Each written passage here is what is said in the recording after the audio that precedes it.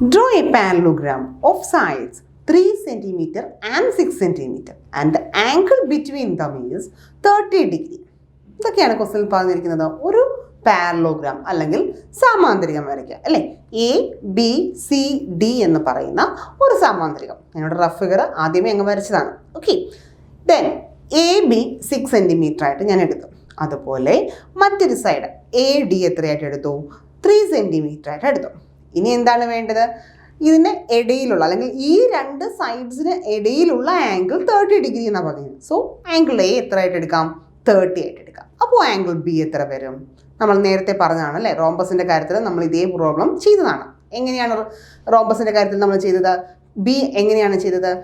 Total sum ഏതിൻ്റെ corresponding ആംഗിൾസിൻ്റെ total sum എന്ന് പറയുന്നത് എത്രയാണ്? 180 ഡിഗ്രിയാണ്. സോ ആംഗിൾ എ 30 ഡിഗ്രി ആണെങ്കിൽ ആംഗിൾ ബി എത്രയായിരിക്കും?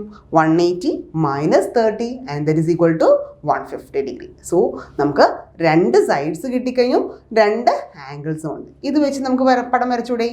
ഓക്കെ, നോക്കാം. ആദ്യം എന്ത് ചെയ്യണം? എ ബി 6 സെൻറ്റിമീറ്റർ ഒരു ലൈൻ വരയ്ക്കണം. ദെൻ എയിൽ പ്രൊട്രാക്ടർ എടുത്തിട്ട് എത്ര ഡിഗ്രി അടയാളപ്പെടുത്തണം? 30 ഡിഗ്രി അടയാളപ്പെടുത്തിയിട്ട് ഒരു സ്ട്രെയിറ്റ് ലൈൻ മേൽപോട്ട് വരയ്ക്കണം. അതേ 30 ഡിഗ്രിയിൽ കൂടി തന്നെ. ഓക്കെ, ദെൻ ബിയിൽ പ്രൊട്രാക്ടർ എടുത്തുകൊണ്ട് എത്ര ഡിഗ്രി അടയാളപ്പെടുത്തണം? 150 ഡിഗ്രി അടയാളപ്പെടുത്തി അവിടെയും ഒരു സ്ട്രെയിറ്റ് ലൈൻ വരയ്ക്കണം. ദെൻ നമുക്ക് എന്താ ചെയ്യാൻ പറ്റുന്നത്? ഇവിടെ നമ്മളോട് ഓൾറെഡി പറഞ്ഞു ഒരു സൈഡ് എത്രയാണ്? 3 സെൻറ്റിമീറ്റർ ആണ്. എ ഡി 3 സെൻറ്റിമീറ്റർ ആണെങ്കിൽ ബി സിയും എത്രയായിരിക്കും? 3 സെൻറ്റിമീറ്റർ ആയിരിക്കും. കാരണം എന്താണ്? പാരലോഗ്രാമിൻ്റെ ഓപ്പോസിറ്റ് സൈഡ്സ് ഈക്വൽ ആണ്, ശരിയല്ലേ?